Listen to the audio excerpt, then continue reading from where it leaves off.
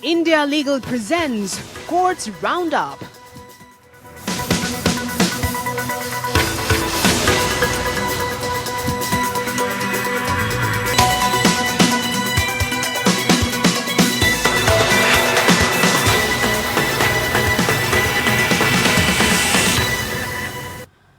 नमस्कार, मैं हूं आपके साथ पूजा कवियागोमा। कोर्ट राउंडअप में आपका स्वागत है। इस बुलेटिन में अगले आधे घंटे हम आपको कोर्ट से जुड़ी तमाम छोटी बड़ी खबरों से रूबरू करवाएंगे। कोर्ट की कार्यवाही और सुप्रीम कोर्ट से लेकर हाई कोर्ट और लोअर कोर्ट तक के फैसलों को आपके सामने रखेंगे। आगे बढ़ने से पहले डाल लेते हैं एक नजर हेडलाइंस पर। हेट स्पीच मामले पर सुप्रीम कोर्ट ने उत्तराखंड सरकार से कहा, धर्म संसद में समुदाय विशेष के खिलाफ हेट स्पीच ना हो। अगर हेट स्पीच हुई तो राज्य के मुख्य सचिव होंगे जिम्मेदार। सुधारात्मक उपायों पर हलफनामा दाखिल करने का आदेश। उन्नाव में फैजल हिरासत में मौत मामले में सुप्रीम कोर्ट ने जांच लखनऊ पुलिस को हस्तांतरित की। कहा, उन्नाव पुलिस की जांच निष्पक्ष नहीं, आईजी को 8 सप्ताह में देनी होगी रिपोर्ट। सांसदों और विधायकों के खिलाफ आपराधिक मामले में निपटने के लिए दिल्ली हाईकोर्ट ने न्यायमित्र को किया नियुक्त। मामले को प्राथमिकता देने का निर्देश, हर महीने देनी होगी स्थिति report.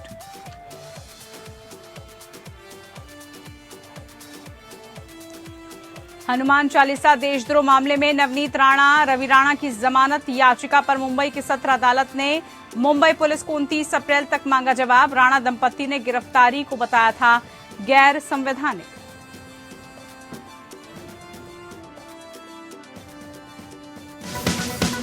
India Legal presents Courts Roundup.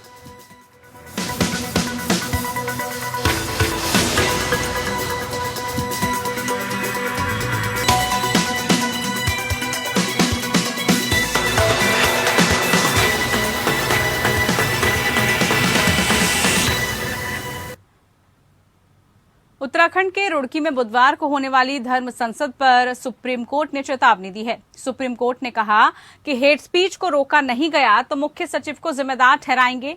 हम मुख्य सचिव को अदालत में तलब करेंगे। हेट स्पीच को लेकर सुप्रीम कोर्ट की गाइडलाइन का पालन हो। हेट स्पीच को रोकने के लिए जरूरी सभी कदम उठाए जाएं।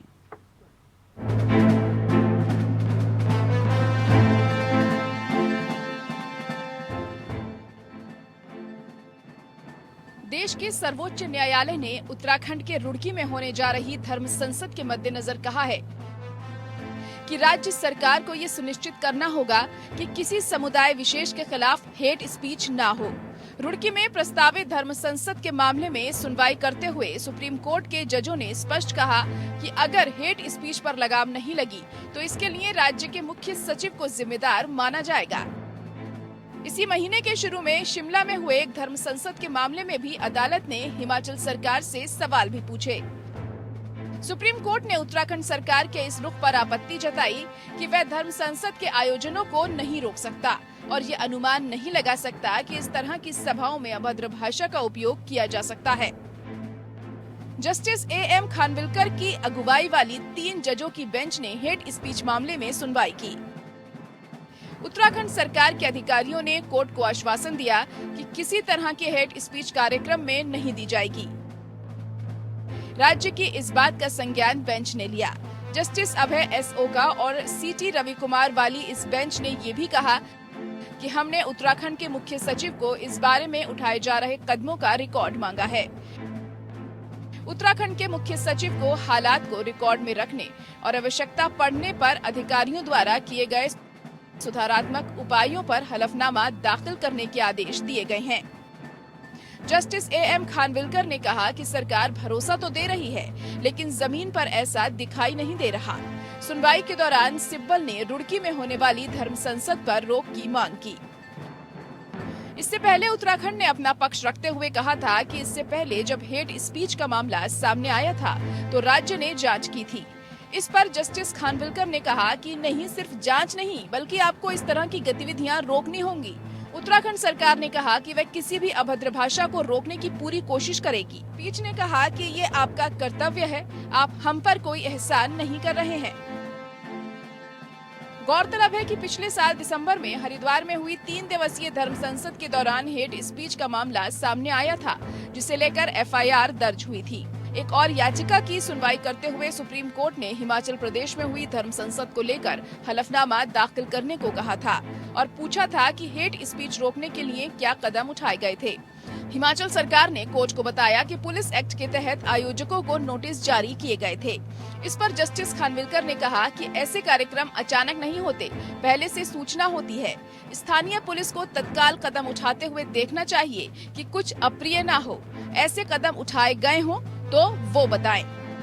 Bureau report.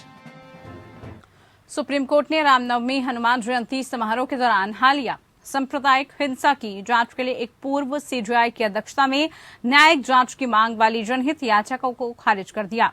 सुप्रीम कोर्ट ने याचिका को यह कहते हुए खारिज कर दिया कि उससे राहत के लिए मत पूछो जो उस अदालत द्वारा नहीं दी जा सकती। सुप्रीम कोर्ट ने इस याचिका को अव्यवहारिक बताया। न्यायमूर्ति एल नागेश्वर राव और न्यायमूर्ति बीआर गवई की पीठ ने अधिवक्ता विशाल तिवारी की याचिका पर सुनवाई करते हुए यह फैसला लिया। जस्टिस नागेश्वर राव ने कहा कि आपने मांगा है कि पूर्व सीजीआई की अगुवाई में जांच कराई जाए, क्या कोई खाली बैठा है। सुप्रीम कोर्ट ने कहा कि ऐसी मांग मत कीजिए जिसे पूरा ना किया जा सके। ये किस तरह की राहत है, ऐसी राहत की मांग ना करें जो इस अदालत द्वारा नहीं दी जा सकती। विशाल तिवारी ने अपनी याचिका में रामनवमी के दौरान राजस्थान, दिल्ली, मध्य प्रदेश और गुजरात में हुई झड़पों की जांच कराने के निर्देश देने की मांग की गई थी। जनहित याचिका में मध्य प्रदेश, गुजरात और उत्तर प्रदेश में बुलडोजर जस्टिस की मनमानी कार्रवाई जांच के लिए एक समान समिति गठित करने का निर्देश देने की भी मांग की गई थी। याचिका में कहा गया कि इस तरह की कार्रवाई पूरी तरह से भेदभावपूर्ण है और लोकतंत्र और कानून के शासन की धारणा में फिट नहीं होती है। रामनवमी की शोभा यात्रा के दौरान देश के 6 राज्यों में भारी बवाल हुआ था। गुजरात, झारखंड, पश्चिम बंगाल, कर्नाटक और मध्य प्रदेश में शोभा यात्रा पर उपद्रवियों ने पथराव किया था। इससे हिंसा भड़क उठी थी। गुजरात में एक की मौत हो गई। दिल्ली के जेएनयू कैंपस में पूजा के दौरान नॉनवेज खाने को लेकर हंगामा हो गया। छात्रों ने उपद्रवियों ने पथराव कर दिया। इसमें कई छात्र छात्राएं घायल भी हुए थे। आजकल ऐसा ट्रेंड बन गया है कि बच्चा जैसे ही 3 साल का होता है, माँ बाप उसे स्कूल भेजने की तैयारी करने लगते हैं। उन्हें लगता है कि कहीं देर से स्कूल जाने के चलते बच्चा पीछे ना रह जाए, झटपट उसे प्ले स्कूल भेज दिया जाता है। अब सुप्रीम कोर्ट ने स्कूल भेजने को लेकर माँ बाप की जल्दबाजी पर महत्वपूर्ण टिप्पणी की है। कोर्ट ने कहा कि मनोवैज्ञानिक स्वास्थ्य को ध्यान में रखते हुए बच्चों को बहुत कम उम्र में स्कूल नहीं भेजना चाहिए। जस्टिस संजय किशन कौल और जस्टिस एमएल सुंदरेश ने टिप्पणी की है कि बच्चों को स्कूल भेजने को लेकर माता पिता एक तरह की हड़बड़ी में हैं। माँ बाप चाहते हैं कि 2 साल का होते ही बच्चा स्कूल जाने लगे। ये उनके मनोवैज्ञानिक स्वास्थ्य के लिए ठीक नहीं हो सकता। सुप्रीम कोर्ट अभिभावकों के एक समूह की अपील पर सुनवाई कर रहा था, जिसमें केंद्रीय विद्यालय में आगामी सत्र के लिए कक्षा 1 में एडमिशन के लिए 6 साल की न्यूनतम आयु सीमा के नियम को चुनौती दी गई है। अभिभावकों ने 11 अप्रैल को दिल्ली हाई कोर्ट के फैसले को चुनौती देते हुए दावा किया कि केंद्रीय विद्यालय संगठन ने अचानक मार्च 2022 के लिए प्रवेश प्रक्रिया शुरू होने से ठीक 4 दिन पहले कक्षा 1 के लिए एडमिशन क्राइटेरिया 6 साल कर दिया, जबकि पहले ये 5 साल का था। याचिकाकर्ताओं ने दलील दी है कि इस केस में बिना किसी नोटिस के उम्र सीमा में बदलाव छात्रों के हित में नहीं है, जिनके पास प्रवेश प्रक्रिया में भाग लेने का अधिकार है। ये निःशुल्क और अनिवार्य बाल शिक्षा अधिनियम 2009 का भी उल्लंघन है। बेंच ने कहा, कई अध्ययनों से पता चला है कि बच्चों को स्कूल भेजने की एक सही उम्र होती है। बच्चे के साथ जल्दी नहीं करनी चाहिए। ये समझने और पढ़ने की उसकी क्षमता को प्रभावित कर सकता है। इसका मनोवैज्ञानिक असर हो सकता है।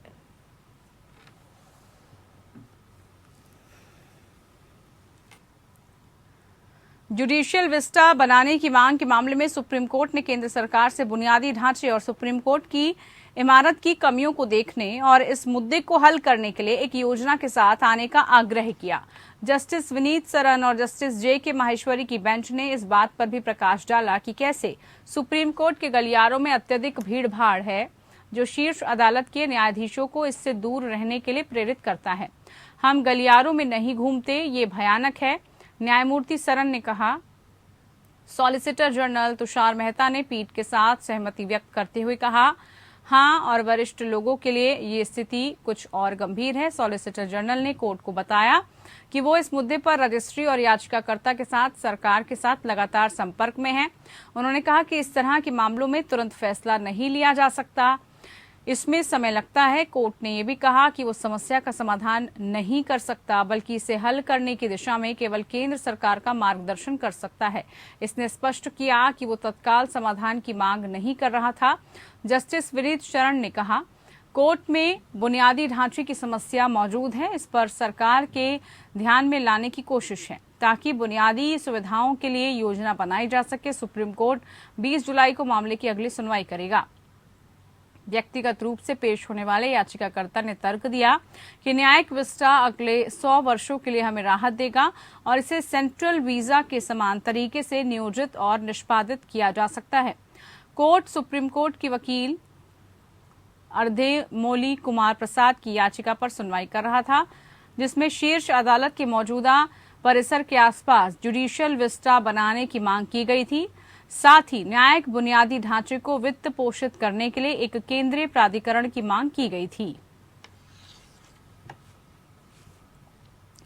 राष्ट्रीय बाल अधिकार संरक्षण आयोग या एनसीपीसीआर ने सुप्रीम कोर्ट को अवगत कराया कि उसने गैर सरकारी संगठनों और सड़क पर आ चुके बच्चों की पहचान की प्रक्रिया में सहायता करने के इच्छुक व्यक्तियों के लिए एक अलग पोर्टल विकसित किया है। पिछली सुनवाई में जस्टिस एल नागेश्वर राव और जस्टिस BR गवई ने एनसीपीसीआर को पहचान की प्रक्रिया में तेजी लाने के लिए गैर सरकारी संगठनों और बाल अधिकार कार्यकर्ताओं को शामिल करने के लिए कहा था। एनसीपीसीआर की ओर से पेश हुए अतिरिक्त सॉलिसिटर जनरल KM नटराजन ने कहा कि हमने थोड़े समय के भीतर एक नया पोर्टल विकसित किया। मोटे तौर पर 2 श्रेणियां हैं, एक रिपोर्टिंग के लिए और दूसरा गैर सरकारी संगठनों और संगठनों के लिए है जो पहचान करने में सहायता करना चाहते हैं। इसके माध्यम से गैर सरकारी संगठन और व्यक्ति CIS के बारे में सूचना रिपोर्ट कर सकते हैं या पंजीकरण कर सकते हैं और उन सेवाओं के बारे में जानकारी दे सकते हैं जो वो प्रदान करने के इच्छुक हैं। जो लोग CIS के बारे में रिपोर्ट करना चाहते हैं वो अपने और बच्चों के विवरण के लिए एक फॉर्म भरकर ऐसा कर सकते हैं। उन्होंने पीठ को सूचित किया कि देश भर में चाइल्ड लाइन और चाइल्ड केयर संस्थान मुख्य रूप से गैर सरकारी संगठनों द्वारा चलाए जा रहे हैं, इसलिए उन्होंने प्रस्तुत किया कि ये महत्वपूर्ण है कि ये संगठन सीधे पहचान की प्रक्रिया से जुड़े हों। सुनवाई के दौरान महाराष्ट्र राज्य की ओर से पेश अधिवक्ता सचिन पाटिल ने पीठ को सूचित किया कि उनके द्वारा एक आवेदन दायर किया गया है जिसमें महिला एवं बाल विकास मंत्रालय को CISS पुनर्वास इस संबंध में राज्य सरकार को 21 खुले शेल्टर देने के निर्देश की मांग की गई थी। पीठ ने मंत्रालय की ओर से पेश अतिरिक्त सॉलिसिटर जनरल ऐश्वर्या भाटी को 2 सप्ताह के भीतर एक स्टेटस रिपोर्ट प्रस्तुत करने को कहा है। वहीं सुप्रीम कोर्ट ने उन्नाव हिरासत में मौत के मामले की जांच लखनऊ पुलिस को हस्तांतरित कर दी है। कोर्ट ने पाया कि उन्नाव पुलिस द्वारा की गई जांच प्रथम दृष्टया अनुचित लग रही है। न्यायमूर्ति अजय रस्तोगी और न्यायमूर्ति बेला M त्रिवेदी की पीठ ने कहा कि जांच अधिकारी द्वारा की गई जांच को निष्पक्ष नहीं कहा जा सकता। अदालत ने अपने आदेश में कहा कि हमारे सामने रखे गए रिकॉर्ड को देखने के बाद हम प्रथम दृष्टया इस विचार के हैं कि जांच अधिकारी द्वारा जिस तरह से जांच की गई है उसे निष्पक्ष और नहीं कहा जा सकता। याचिकाकर्ता की शिकायत हमारे विचार में इस न्यायालय के अनुग्रह का पात्र है। हालांकि मामले को केंद्रीय जांच ब्यूरो को स्थानांतरित करने के बजाय पीठ ने वरिष्ठ पुलिस अधिकारी भगवान स्वरूप निर्देश दिया कि वो व्यक्तिगत रूप से मृतक की मां द्वारा शिकायत की आगे जांच करेंगे। IGP स्वरूप को 8 सप्ताह के भीतर अपनी रिपोर्ट शीर्ष अदालत के समक्ष पेश करने को कहा। पीठ ने यूपी राज्य और उन्नाव पुलिस को सभी प्रासंगिक कागजात जल्द से जल्द स्वरूप को सौंपने को कहा। मृतक 18 वर्षीय सब्जी विक्रेता फैजल हुसैन की पिछले साल बांगरूमऊ थाने में पुलिसकर्मियों द्वारा कथित तौर पर पिटाई करने के बाद मौत हो गई थी। मृतक लड़के की मां ने शिकायत दर्ज कराई थी कि थाने में फैजल को बेरहमी से प्रताड़ित किया गया और उसकी हत्या कर दी गई। इसके बाद एक प्रथम सूचना रिपोर्ट दर्ज की गई और जांच बांगरमऊ जिला उन्नाव के पुलिस स्टेशन से जुड़े सर्कल अधिकारी को सौंपी गई। दिल्ली उच्च न्यायालय ने पूर्व और मौजूदा संसद सदस्यों और विधानसभा सदस्यों के खिलाफ आपराधिक मामलों से निपटने में सहायता के लिए वरिष्ठ अधिवक्ता संदीप सेठी एमएक्स क्यूरी को नियुक्त किया। कार्यवाहक मुख्य न्यायाधीश विपिन सांघी और न्यायमूर्ति नवीन चावला की खंडपीठ ने पिछले सप्ताह इस संबंध में एक आदेश पारित किया था। उच्च न्यायालय ने सेठी को उच्चतम न्यायालय द्वारा पारित निर्देशों का अनुपालन सुनिश्चित करने और मौजूदा और पूर्व विधायकों के खिलाफ मामलों का शीघ्र निपटान सुनिश्चित करने के उद्देश्य को प्राप्त करने के लिए उपाय सुझाने के लिए कहा। उच्च न्यायालय सुप्रीम कोर्ट के आदेश के अनुसार पंजीकृत एक स्वतः संज्ञान याचिका पर विचार कर रहा था, जिसमें निर्देश दिया गया था कि विधायकों के खिलाफ मामलों को विशेष अदालतों द्वारा नियंत्रित किया जाए। शीर्ष अदालत ने वकील और बीजेपी नेता अश्विनी कुमार उपाध्याय द्वारा दायर एक जनहित याचिका में निर्देश पारित किया था। उच्च न्यायालय के रजिस्ट्रार जनरल द्वारा मार्च 2020 में दायर एक स्थिति रिपोर्ट के अनुसार पूर्व और मौजूदा सांसदों और विधायकों से जुड़े 4 मामलों का निपटारा विशेष न्यायाधीशों द्वारा किया गया, जबकि एक मामले का निपटारा अतिरिक्त मुख्य मेट्रोपॉलिटन मजिस्ट्रेट द्वारा किया गया। रिपोर्ट पर विचार करने के बाद बेंच ने विशेष अदालतों और एसीएमएम को ऐसे मामलों को प्राथमिकता देने का निर्देश दिया। उच्च न्यायालय ने कहा कि जहां तक उसके समक्ष लंबित मामलों का संबंध है, उसमें से कुछ में दी गई तिथियां बहुत दूर हैं, इसलिए उन्हें बुधवार को कार्यवाहक मुख्य न्यायाधीश द्वारा नामित पीठ के समक्ष सूचीबद्ध किया जाना चाहिए। उच्च न्यायालय के रजिस्ट्रार जनरल को भी उच्च न्यायालय समेत विभिन्न अदालतों के समक्ष विधायकों के खिलाफ लंबित मामलों की संख्या का विवरण देते हुए मासिक स्थिति रिपोर्ट दाखिल करने का निर्देश दिया गया था। हनुमान चालीसा देशद्रोह मामले में नवनीत राणा, रवि राणा की जमानत याचिका पर मुंबई की सत्र अदालत ने मुंबई पुलिस को 29 अप्रैल तक जवाब मांगा है। जज ने संकेत दिया कि समय आने पर जमानत याचिका पर उसी तारीख को सुनवाई होगी। महाराष्ट्र के मुख्यमंत्री उद्धव ठाकरे के निजी आवास के बाहर हनुमान चालीसा का पाठ करने की धमकी देने के बाद दंपति को 23 अप्रैल को मुंबई पुलिस ने गिरफ्तार किया था। उन पर शुरू हुए धारा 153A यानी कि विभिन्न समूहों के बीच दुश्मनी पैदा करना, धारा 34 सामान्य इरादा के तहत मामला दर्ज किया गया था और बाद में सरकारी तंत्र को चुनौती देने और मुख्यमंत्री के खिलाफ टिप्पणी करने के लिए भारतीय दंड संहिता की धारा 124A के तहत मामला दर्ज किया गया था। राणा दंपति को मुंबई के सेवरी में सांसदों और विधायकों के लिए एक विशेष मेट्रोपॉलिटन मजिस्ट्रेट द्वारा रविवार 24 अप्रैल को 14 दिन की न्यायिक हिरासत में भेज दिया गया, जहां उन्होंने जमानत के लिए भी दायर किया। सोमवार को बॉम्बे हाईकोर्ट ने कहा था कि सीएम के घर के बाहर हनुमान चालीसा पढ़ना किसी की व्यक्तिगत स्वतंत्रता का हनन है। राणा दंपति की वजह से लॉ एंड ऑर्डर की समस्या पैदा हो गई थी। पुलिस की इस बात में तथ्य है। याचिकाकर्ता राणा दंपति एक जनप्रतिनिधि हैं, इसलिए उनकी जवाबदारी भी बड़ी है। बड़ा पद बड़ी जिम्मेदारी के साथ आता है, ये सबको पता है, इसलिए ऐसे लोगों को कुछ भी जिम्मेदारी की भावना से बोलना चाहिए, इतनी अपेक्षा की जाती है।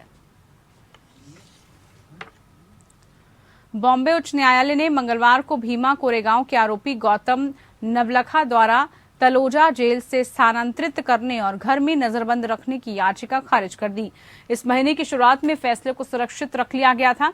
इसके बाद जस्टिस एसबी शुक्रे और जीए सनप की बेंच ने आज फैसला सुनाया। खंडपीठ ने नवलखा को राष्ट्रीय जांच एजेंसी के तहत विशेष न्यायाधीश को कहा कि नवलखा के सामने आने वाली कठिनाइयों के संबंध में शिकायतों को वो उठाएं और नवलखा की इन शिकायतों का निवारण कानून के मानकों के भीतर किया जाए। अदालत ने तलोजा अधीक्षक को नवलखा की जरूरतों का ध्यान रखने का भी निर्देश दिया। नवलखा, जो मानवाधिकार कार्यकर्ता और People's Union for Democratic Rights के पूर्व सचिव हैं, अगस्त 2018 में गिरफ्तार किया गया था, लेकिन शुरुआत में उन्हें नजरबंद कर दिया गया था। कोर्ट ने अपने आदेश में एडिशनल सॉलिसिटर जनरल की दलील को नोट किया और सुप्रीम कोर्ट के प्रशासनिक पक्ष की ओर से पेश वरिष्ठ अधिवक्ता वीवी गिरी को एसजी के साथ सामान्य स्थापित करने और उन समस्याओं से अवगत कराने को कहा जिन पर ध्यान देने की आवश्यकता है। बाद में उन्हें सुप्रीम कोर्ट के आदेश के बाद अप्रैल 2020 में महाराष्ट्र के तलोजा केंद्रीय कारागार में स्थानांतरित कर दिया।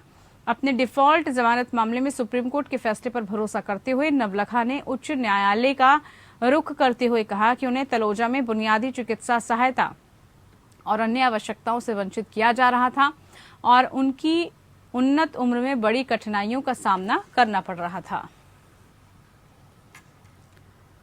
पटना हाईकोर्ट ने राज्य में चबाने वाले तंबाकू, शुद्ध तंबाकू, खैनी आदि पर पूर्ण प्रतिबंध लगाने की मांग वाली जनहित याचिका पर सुनवाई करते हुए याचिकाकर्ता को अपनी शिकायत के साथ सक्षम प्राधिकारी से संपर्क करने को कहा। इसके साथ ही कोर्ट ने सक्षम प्राधिकरण को निर्देश दिया कि वो 3 महीने के अंदर इस फैसले पर फैसला ले। गौरतलब हो कि वर्तमान जनहित याचिका में तंबाकू, निकोटीन युक्त किसी भी प्रकार का गुटखा और पान मसाले का निर्माण, भंडारण, वितरण, परिवहन, प्रदर्शन या बिक्री पर पूर्ण प्रतिबंध लगाने की मांग की गई है। याचिका के अनुसार बिहार सरकार ने इस तरह के प्रतिबंध लगाने का आदेश जारी किया हुआ है। 25 मार्च 2022 को न्यायालय को सूचित किया गया कि उस संबंध में आदेश जारी करके कार्यपालिका द्वारा 2 में से 1 प्रार्थना का उत्तर दिया गया है। तो न्यायालय ने याचिकाकर्ता को खाद्य सुरक्षा के प्रावधानों के तहत सक्षम प्राधिकारी से संपर्क करने के लिए कहा। कोर्ट ने कहा कि मानक बिक्री पर प्रतिबंध और विनियम 2011 में साथ-साथ खाद्य सुरक्षा और मानक अधिनियम 2006 शिकायत को सुनने के लिए प्राधिकरण को इस संबंध में उचित निर्णय लेने में सक्षम बनाता है।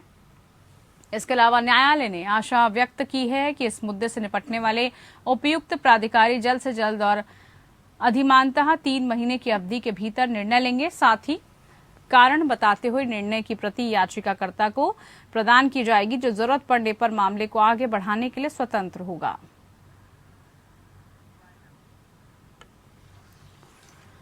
चलिए इसी के साथ कोर्ट्स राउंडअप में इतना ही। नमस्कार।